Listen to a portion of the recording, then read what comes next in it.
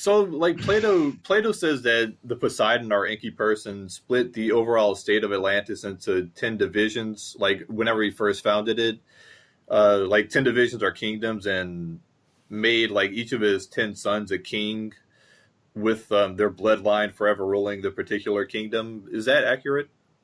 From Mirror, yes. Again, we are checking up on details of whatever happened on your planet. We are also reading from your cache here when you're asking us detailed questions. But from Mirror, that's generally somewhat correct. Yes, there are kind of governance under a king. You would perhaps refer to this.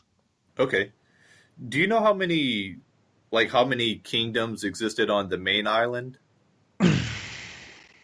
Perhaps 10 to 20, likely also with children of the person himself. Okay.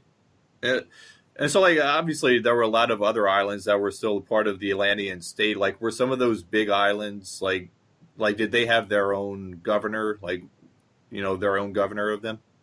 Yes, but from we were aware of, they were all linked under the Poseidon person. Okay.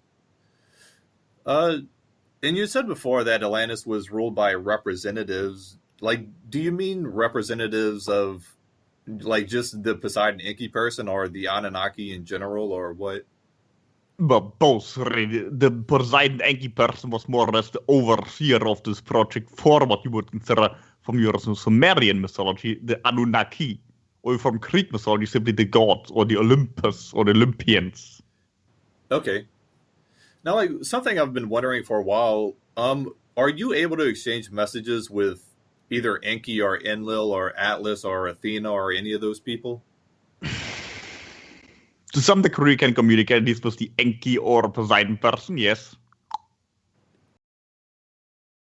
Do you know, like, how long the average lifespan of the generation of Enki's hybrid sons were? Like, how long they lived for? At least thousands of years, but reduced over generations, and why you have those biblical ages, as you're calling such, right? Right. So, like, did his bloodline? Yeah, I mean, did it basically just get diluted over time as they bred more and more with the native human population? To some degree, yes, but only to some degree. Again, different extraterrestrial races on your planet, different projects, and different humans from different civilizations had sexual relations with people from up there, which were then called half gods, for example, who refer to the Greek mythology again, right? And they had offspring, and they created what you would consider perhaps today genetic differences to some degree among your peoples of your own particular planet. Okay. Um, do you know like do you know the actual names of like the people that were in charge of any of these like any of these governors? Do you know their actual last names that they used at the time? Well, from what we're aware of, they didn't use first and last names. We're only aware of the person of, well, likely Atlas, Okay. giant, right? Oh, it was a giant? Well, referred to as a giant later in mythology, but from what we're aware of, this person was one governor at least, right? Right, right. Uh yeah, like for example, the Inky person, like I know Inky and Poseidon are just names that we gave him. Do you know what name he actually used for himself? We're aware of, no. Okay. Again, also your whole name of Lucifer refers to the same person, or Loki, or whatever, from different mythologies, and also bunch have lumped certain stories together over the other one. We're aware of what individual was originally called. From Okay. what we're aware of, Enki is likely the oldest terminal planet, but there are obviously older ones that have not been transversed. Okay. Um. Likely also the Quetzalcoatl person could have been the same. Okay. So, I mean, like after there was this earthquake and everything, did everything get destroyed, or are there a lot of buildings still left? Parts of buildings, what you consider perhaps the ruins or columns that are laying around that are obviously what you consider man-made, even though they're not entirely intact cities. Okay. Um. Now, KALASK mentioned that there were much larger cities than Atlanta. Can you please describe to me a little bit about these other larger cities, such as where on the continent they were located and any details about them that you think might be interesting? Some further to the north and west. There were different cultures on the Atlantic continent over time. As has been described, they're mostly Euro-genetic people of a similar genetic lineage to the Northern Europeans and similar genetic lineage to Pluish people, as to mention in the elephant records in your Hindu mythology especially. And they shared the continent, so to speak, and they also built different cultural habitats, but mostly it was influenced after what you consider an extraterrestrial race came down to Earth, and once again, it happened often in history, taught people certain civilizational techniques upon they then developed things like art and higher architecture, etc. And then also started building larger cities. So some of those cities were indeed founded by those visitors, and some were then built with their technology further north. From what I perceive, they mostly had their center west of the Atlantis city that then was formed. Especially one further in the north, from what I perceive, were more of their similar European culture, also what you today would perhaps consider typical Roman architecture. There were also the larger island groupings that were around the area I just described as being more islands, reaching over to the mini islands. Yes. Okay.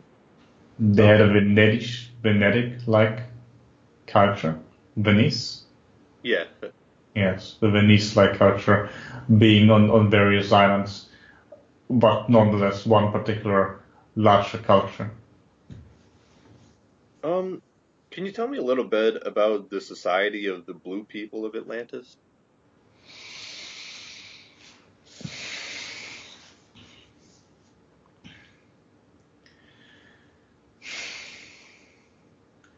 Perhaps to some degree they could have been compared to your people from the Avatar movie, not in terms of looks, but also in terms of culture.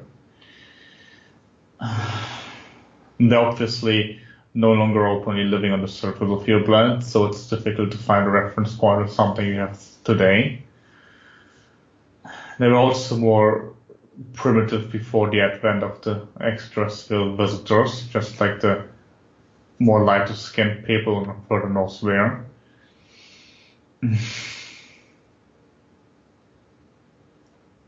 Okay. They were also living more in tribes before the advent, but then, of course, depends what you consider their indigenous culture, because they had the influence from the extraterrestrial visitors started incorporating their technology, evolved to a degree where they had their own faring civilization, even later space-faring civilization to some degree.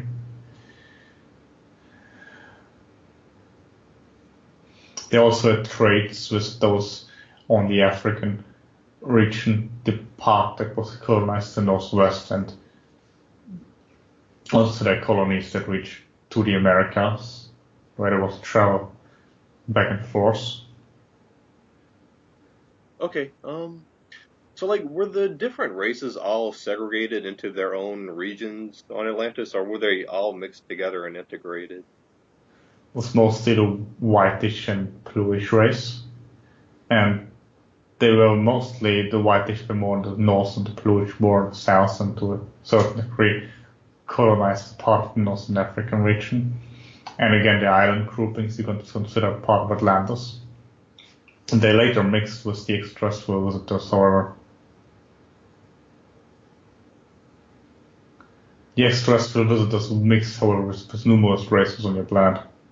And thus their genes were passed on differently due to the necessity of the genes that is different between the different racial groups on your planet were there before the advent. Okay. Now, can you tell me a little bit about what kind of wildlife was present on Atlantis? Like, were there any horses or elephants or lions or giraffes or anything like that? Lion-like beings, elephant-like beings, yes. Perhaps not horses the way you consider horses today, but their ancestors, yes. Any giraffes? Likely, yes. They were much smaller though. Now, in North America, we have alligators, and of course, in Africa, there are crocodiles. Did either of these exist in Atlantis?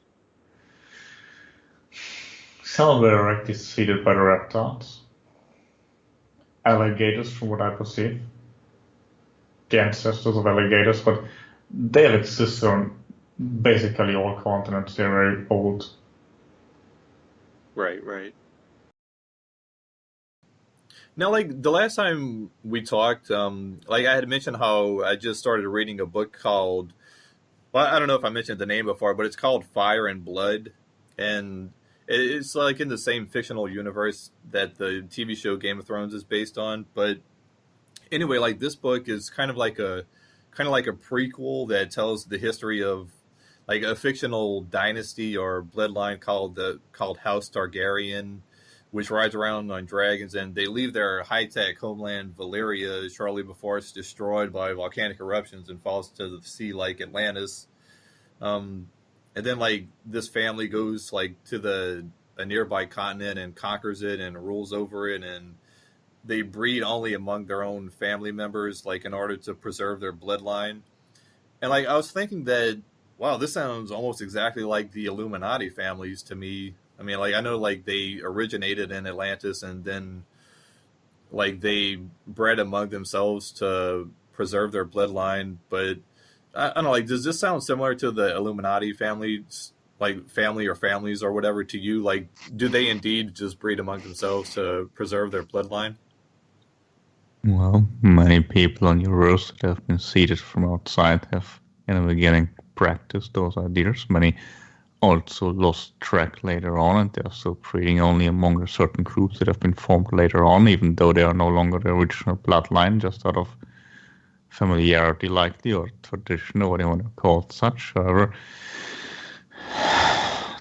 different groups, humanity being one, obviously, or so-called nobility is also practicing a similar concept.